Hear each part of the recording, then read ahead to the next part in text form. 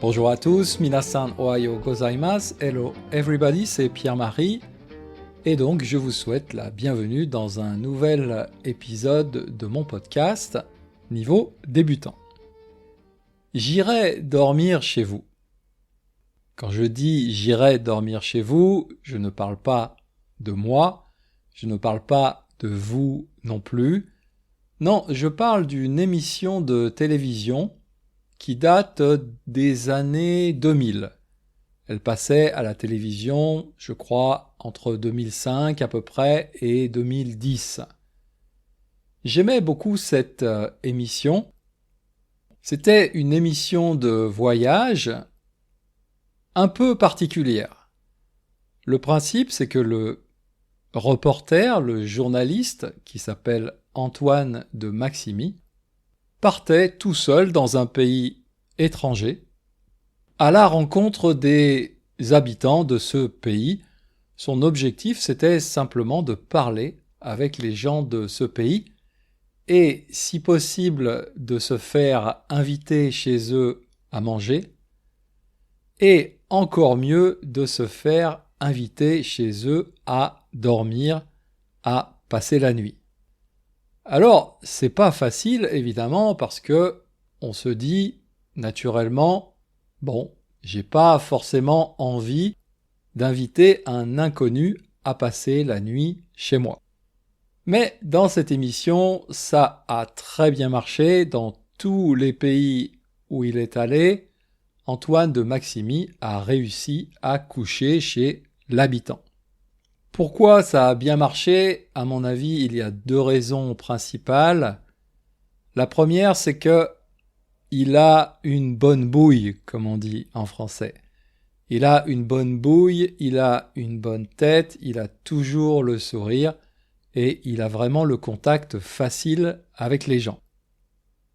La deuxième raison, c'est son équipement. Sa technique, parce que en fait, il voyage tout seul avec deux petites caméras. La première caméra est fixée sur un bâton à son sac à dos, et cette caméra le filme lui-même. Et la deuxième caméra est fixée sur sa poitrine, et donc cette deuxième caméra filme la personne avec laquelle il parle. Grâce à cet équipement, il peut ainsi à la fois filmer, mais aussi communiquer directement avec les gens en les regardant droit dans les yeux. YouTube et l'algorithme YouTube m'a proposé récemment de visionner, de regarder un épisode, en fait un des premiers épisodes qui date de 2005, et donc c'est « J'irai dormir chez vous au Japon ». Alors évidemment, ça m'a intéressé. J'ai regardé cette vidéo, c'est l'épisode en entier, donc je crois 50-55 minutes environ, et je vous mettrai bien sûr le lien vers cet épisode sur mon site internet frenchbyear.com. Alors, j'irai dormir chez vous au Japon, c'est un challenge particulièrement difficile et Antoine de Maximi s'en rend compte assez vite. Pendant le reportage, je crois au bout de 20 minutes, 25 minutes, il dit « je crois que ça va être vraiment très dur de me faire inviter à dormir chez les gens ici au Japon. C'est pas un problème de gentillesse parce que les gens sont très gentils, mais c'est un problème de culture. » Donc il a bien compris qu'il y a un problème de culture, que au Japon, c'est pas vraiment dans les habitudes d'inviter des gens chez soi. Déjà à la base, mais en plus des inconnus, c'est quand même très difficile. Et puis bien sûr, il y a aussi le problème de la langue. Antoine de Maximi ne parle pas japonais, et le plus souvent, les Japonais ne parlent pas anglais. Et d'ailleurs, son anglais à lui est aussi assez limité. Bref, à chaque fois qu'il essaye de se faire invité chez quelqu'un, c'est un échec. Il ne réussit pas et très souvent, en fait, les gens, les Japonais donc, ne comprennent même pas la question. C'est une question qu'ils ne peuvent même pas imaginer quand ils leur demandent « Est-ce que je peux venir chez vous ?» En général, la réponse, c'est un rire gêné et évidemment, il n'y a pas de réponse directe.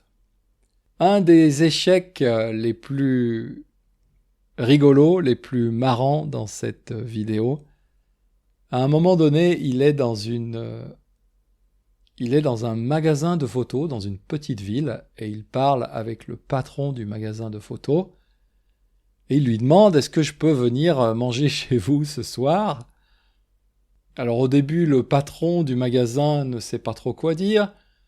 Il commence par dire non, mais Antoine de Maximi est très convaincant, il est très motivé, alors finalement, il arrive à convaincre le patron du magasin à téléphoner chez lui pour demander à sa femme si c'est OK de ramener un Français à la maison pour le repas du soir.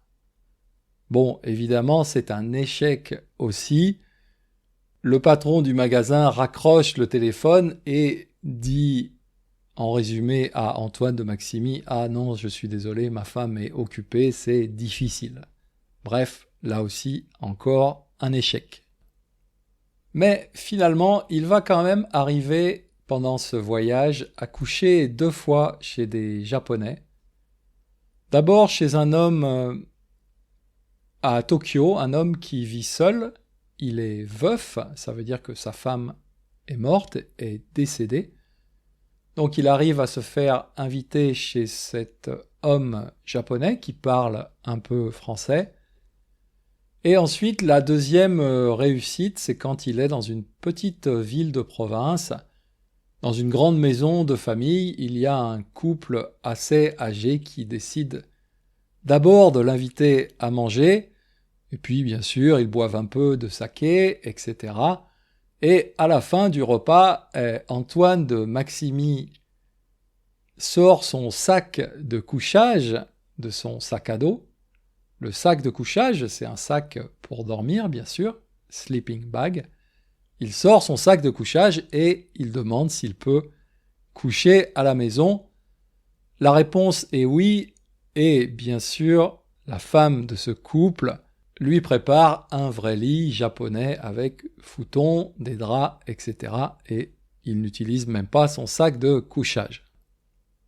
Bref, j'adorais cette émission et le fait de voir ce vieil épisode sur YouTube, c'était un peu nostalgique et ça m'a rappelé quelques-uns de mes voyages quand j'étais nettement plus jeune, dans les années 90, où je suis parti plusieurs fois tout seul en autostop, faire le tour de l'Irlande et faire le tour de certaines régions d'Angleterre.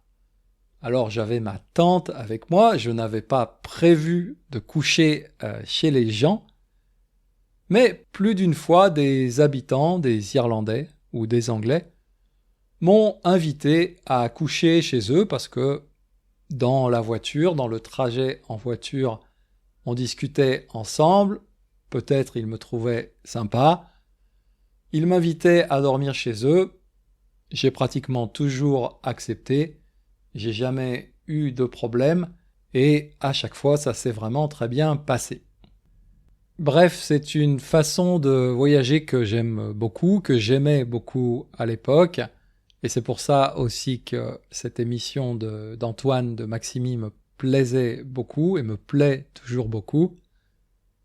C'est assez intéressant de partir comme ça sans faire trop de plans à l'avance, sans faire des réservations à l'avance, et finalement de se laisser un peu guider par les rencontres qu'on fait sur le chemin.